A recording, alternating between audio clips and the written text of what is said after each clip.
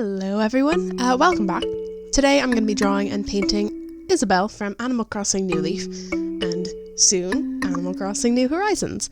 The camera angles and stuff should be a little bit better in this video since it's my second time around, but no promises. Also sorry if there's a bit of noise in the background, my cat is quite happy sitting next to me, and I don't have the heart to move her. The materials I'm using for this project are all the same as last time. I'm not going to list them because I don't think anyone really wants to hear me list them in every video, but I will link them down below. I'm using Derwent, De La Rowney, Winsor Newton, and that's it. So those are the brands. The actual products will be listed below.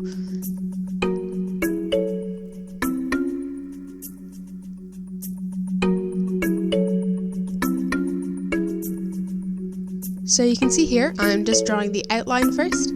I had a little bit of trouble getting her head to be the right shape and size since it's kind of irregular, unlike Leaf from last time, whose head is just a big oval. So I had to reshape it and resize it a few times until I got the proportions just right. And there are also some sections here that won't be outlined, like this light patch on her muzzle around her mouth. So I'm going very, very light with my pencil here so it can be erased, and she won't look like Homer Simpson by the end.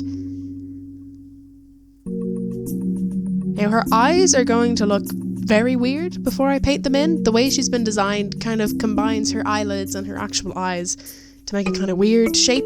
So she's going to look pretty sleepy during this stage, but when we paint it, I'm going to fill it all in black and she's going to look right.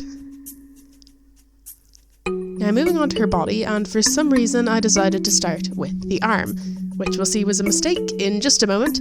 I'm starting to get more used to drawing Animal Crossing characters now and getting those weird proportions just right, but it still takes a bit of time.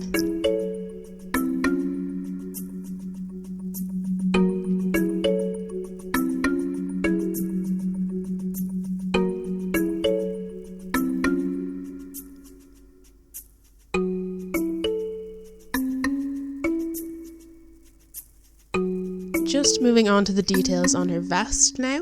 I decided to go with her summer outfit since there's a little more colour variation in it, and I thought it would be a bit of a challenge to create the plaid effect with the watercolour, which we'll see later on. Apologies for the camera being a little bit shaky here. Turns out painting while holding a camera is much easier than drawing, although it's admittedly less blurry in this video. Fun fact about this section, I couldn't actually see the page past the camera, so I had to use the footage you're seeing here to see what I was drawing on the camera's little screen.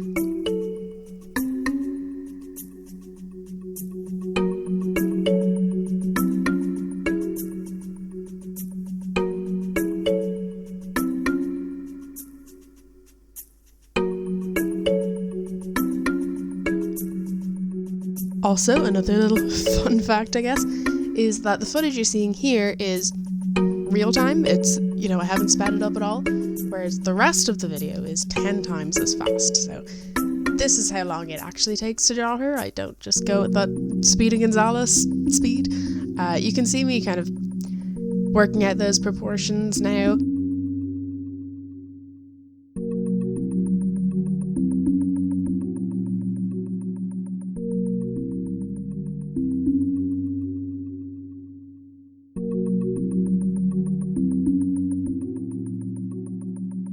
Moving on to her little leggies now. I nearly made one of them way too chunky, but I fixed it. And now we just have to draw the tail, the bow on her shirt.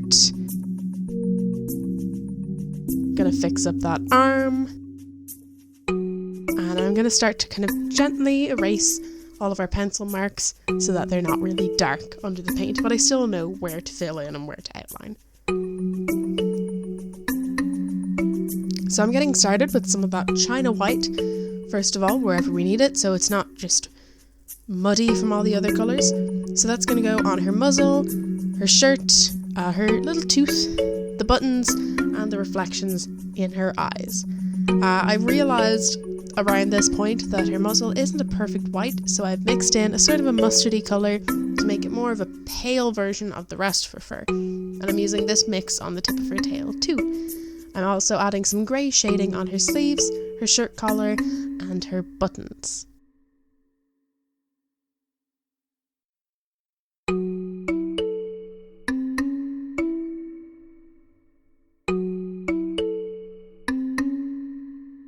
Now I'm finally moving on to the eyes, so they'll look a little more lively and a little less sleepy. I'm using a very saturated black for this and being careful not to paint over those little bits of white that I've already painted. I should also say that I've made sure the white is completely dry, since the colours would bleed into each other otherwise. Everything would look very muddy and we would have ruined the whole painting. Now I'm using the same mustard colour from before, still with a bit of white, but not as much as before for the rest of the tail and the legs and the arms. And I'm going to use a nice brown ochre colour to shade these areas. It's basically a sort of reddy brown.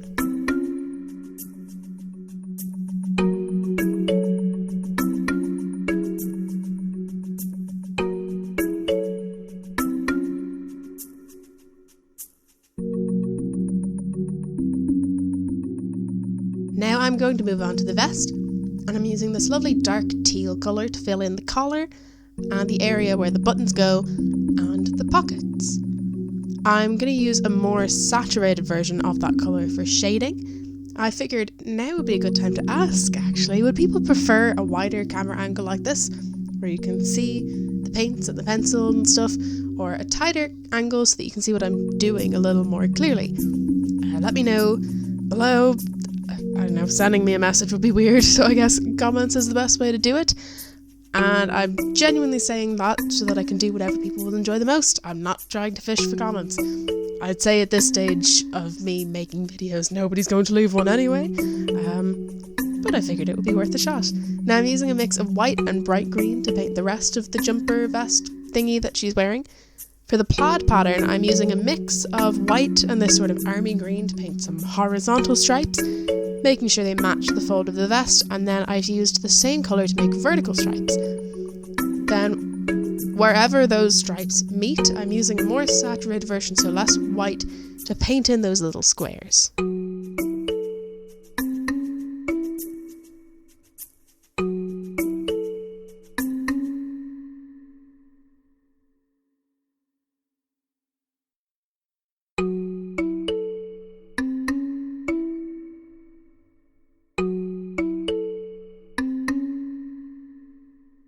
Now for her cheeks, I've just erased my pencil marks because I want them to look a little more natural, and I'm using white with just a little bit of red.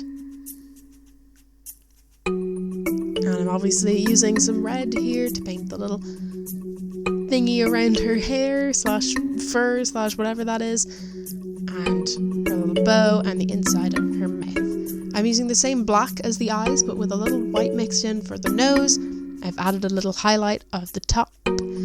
And now I've shaded around her mouth and her nose. Moving on to the hair, I'm using the same mustard colour from before, but with no white this time. This is the darkest shade of that mustard colour that she has. And I'm using the same sort of reddy brown ochre colour to shade and some white to highlight.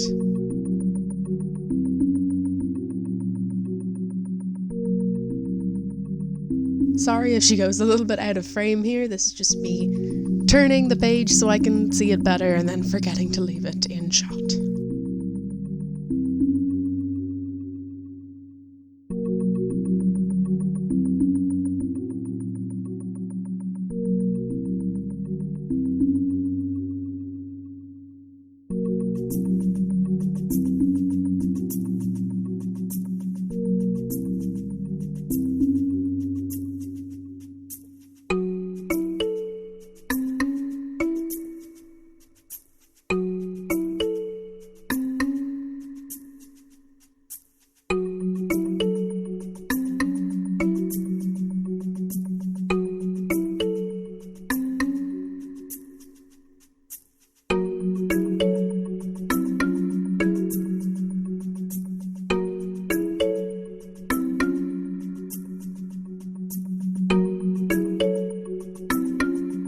Now I'm doing her skirt, and while I started off with this lovely bright blue, I realised pretty quickly that it needed to be more muted to fit in with the rest of the picture, so I'm adding a little bit of white.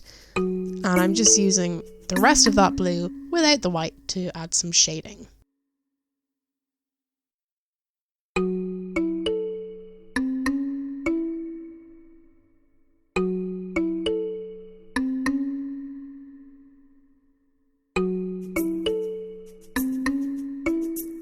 I also nearly missed a sleeve here, so I'm just doing that quickly.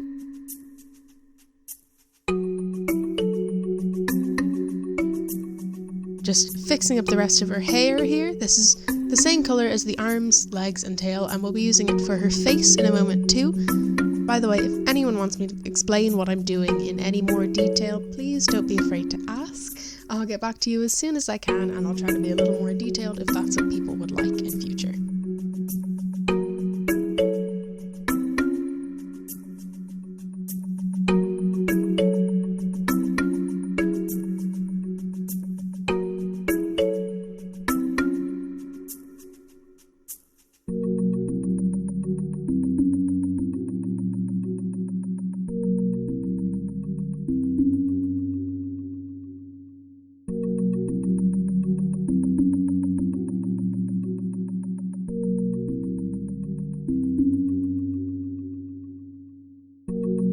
So now I'm finishing up with some outlines.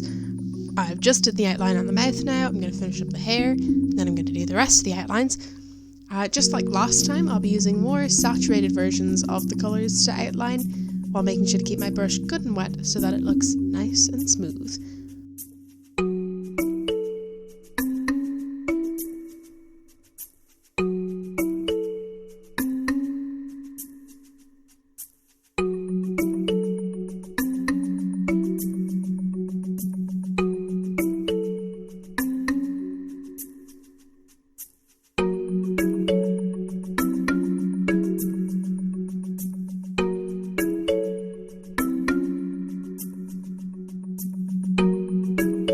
Just painting in her little bell here.